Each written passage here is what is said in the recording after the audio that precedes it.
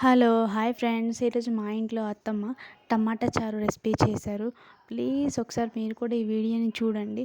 ఒకవేళ మీకు కూడా నచ్చినట్లయితే ఇంట్లో ఒకసారి ట్రై చేయండి. అలాగే ఎలా ఉందో కూడా కామెంట్ సెక్షన్‌లో కామెంట్ చేయండి. ముందుగా టమాటాలను ముక్కలుగా కట్ చేసుకొని అందులో ఉప్పు, చింతపండు, పసుపు వేసి మసలపెట్టుకోవాలి. తర్వాత టమాటాలను ముక్కలను బాగా మెత్తగా పిసికేసిన తర్వాత రసాన్ని సపరేట్‌గా తీసుకోవాలండి. దాని తర్వాత టమాటాలను మళ్ళీ సపరేట్‌గా ముక్కలుగా చిన్న చిన్న ముక్కలు కట్ చేసుకొని అందులో వేయాలి.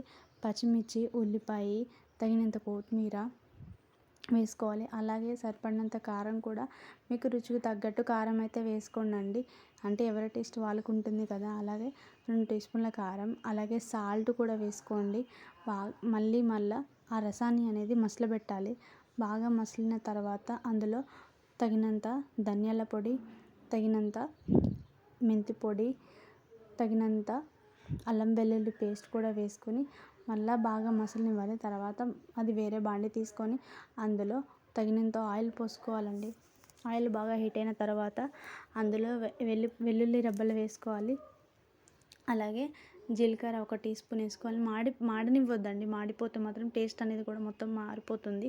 అలాగే కరివేపాకు, ఎండుమిర్చి బాగా ఫ్రై చేసుకోవాలి. ఫ్రై చేసుకున్న తర్వాత కొంచెం కొంచెంగా ఆ రసాన్ని అనేది అందులో పోసుకోవాలండి. తగినంత పసుపు కూడా వేసుకోండి.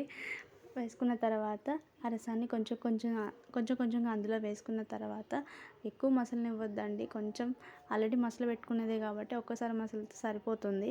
ఎంతో రుచికరమైన టమాటా చారు రెడీ అయిపోయింది. ఒకసారి మీరు కూడా ఎలా ఉందో ట్రై చేయండి.